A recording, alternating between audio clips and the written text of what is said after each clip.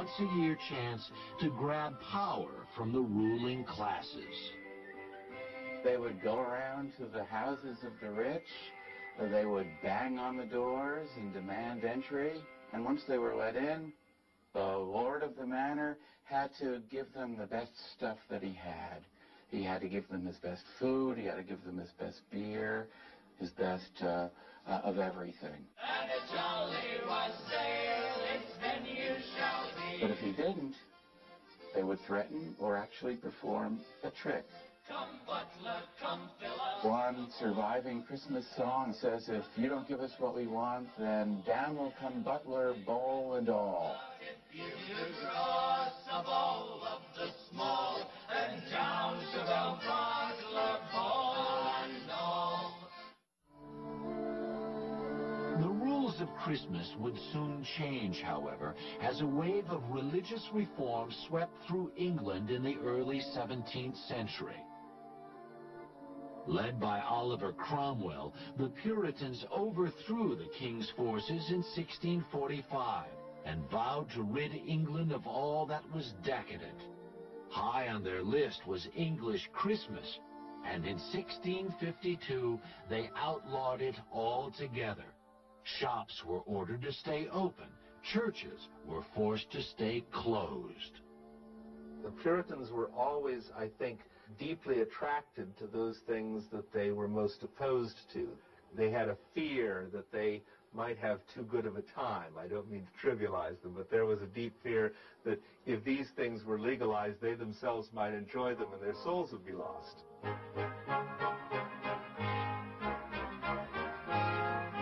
The Puritans may have said good riddance to Christmas, but the people never really stopped celebrating it.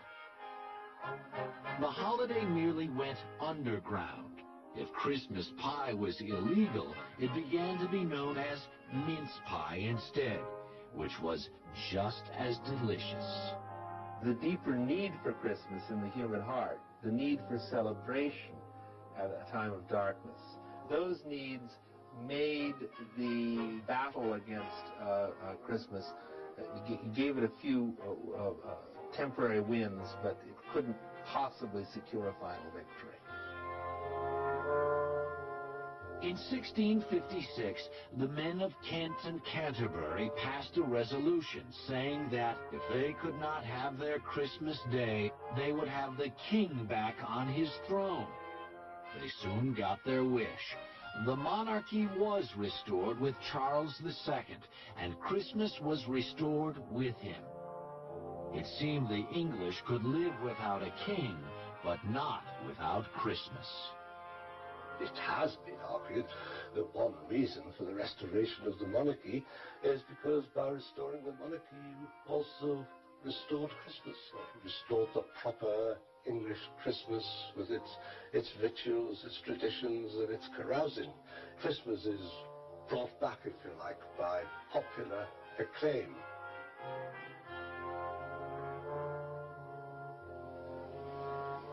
The fight against Christmas may have been lost in England, but the Puritans had high hopes for the new colonies in America. In 1620, a small group of separatists came ashore at Plymouth, Massachusetts.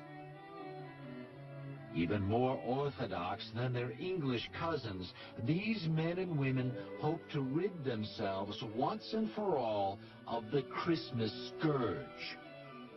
In 1659, Puritans in Boston followed their English brethren in outlawing Christmas. Anyone caught exhibiting the Christmas spirit was fined 5 shillings. Like in England, however, Christmas remained impossible to contain. The 1719 Boston Almanac doesn't list a Christmas holiday, but it does recommend that in late December you not let your children and servants run too much abroad at night.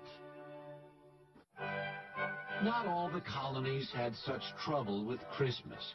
Captain John Smith, leader of the Jamestown settlement in Virginia, wrote that their first New World Christmas was kept with plenty of good oysters, wild fowl, and good bread.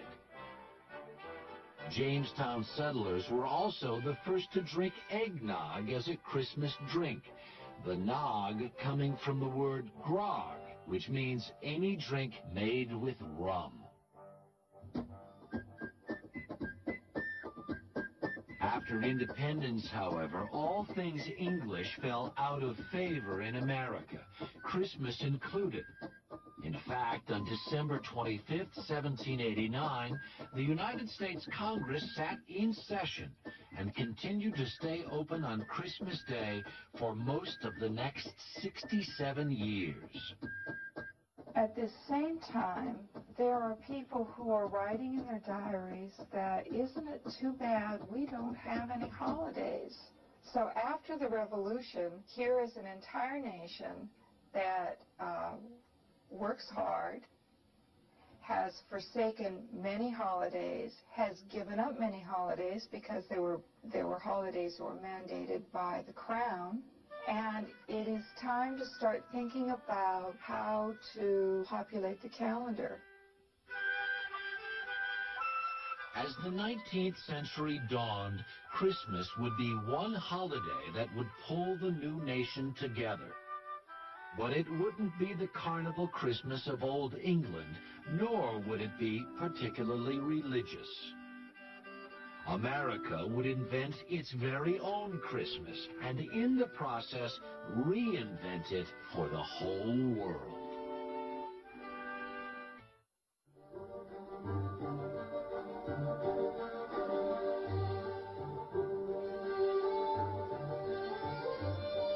New York City, 1820.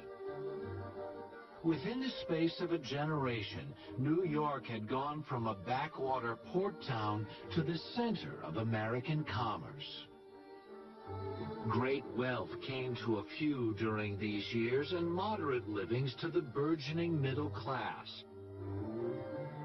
But the Industrial Revolution had also created a class of the unemployed and unconnected, whose very existence threatened the cozy world of New York's middle rung. This was never more clear than at Christmas time. Class conflict was emerging with the earliest stages of industrial capitalism. And so what had previously just had an edge of menace, a little bit of trick, but much more goodwill, much more treat, now changed, and the menace became increasingly obvious and increasingly serious. So that by the 1820s, the Christmas season in cities like New York was really a time of gang rioting, a really very, very nasty scene. So nasty, in fact, that in the year 1828, the New York City Council, for the first time, instituted a professional police force for the city as a direct result of a particularly savage Christmas season riot the year before. New York's upper class was worried.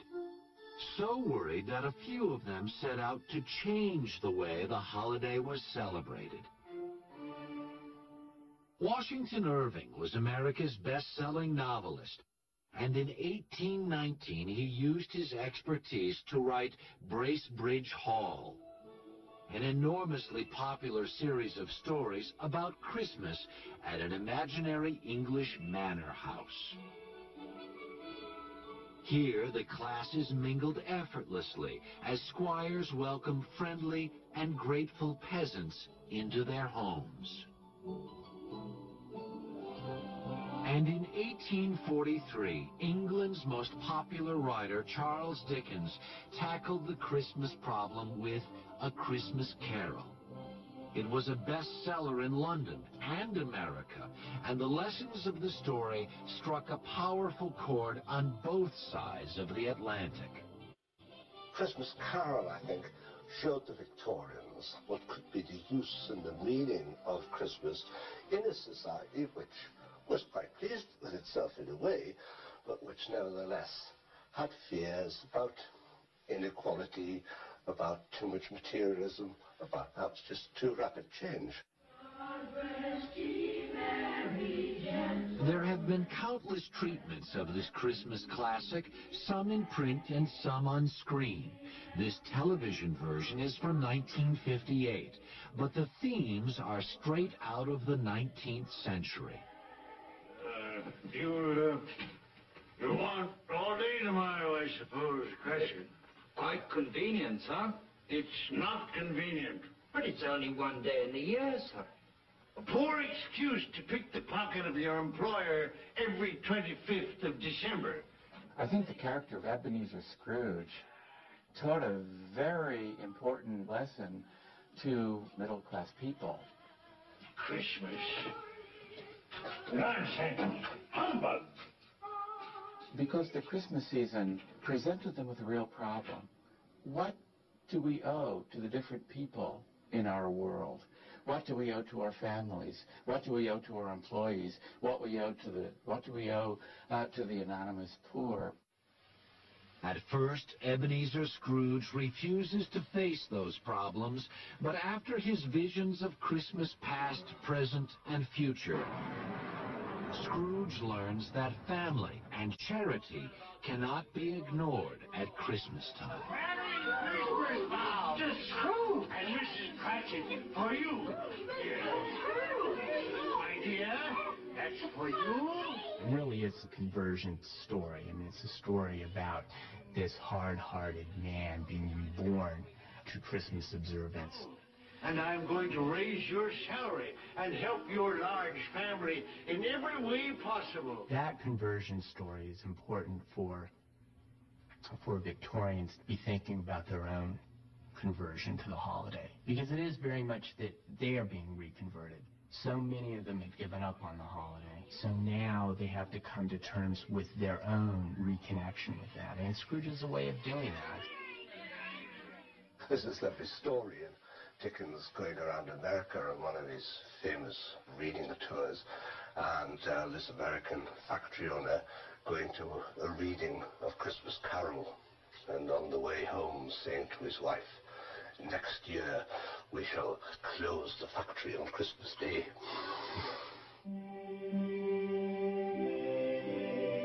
19th century Americans were discovering Christmas after a 200-year drought of Puritan disapproval. But the holiday would never have taken hold if society wasn't ready for it. One important shift was occurring right inside the family itself. Before the 19th century, the family existed as what we might think of as an engine of discipline, designed to train children to work hard. After 1820, 1830, the family was very quickly and perceptibly becoming an agency that was designed to provide the emotional nursery for children so that they could grow up being sensitive little people who took a lot of pleasure in the family and in the world itself. Christmas was tailor-made for this transition. Now there was a holiday where attention could be lavished on children without seeming to spoil them. The moment of Christmas where parents started to pay attention to their children. I've sometimes come to think of this as the invention of quality time within the family. Parents would discover the joy that they could take out of watching the joy in their children's faces when they gave their children presents. Americans now knew why they were celebrating Christmas, but they didn't know exactly how to go about it. The old pagan revelry was clearly inappropriate for a Victorian home, but some ancient traditions were perfect for reviving.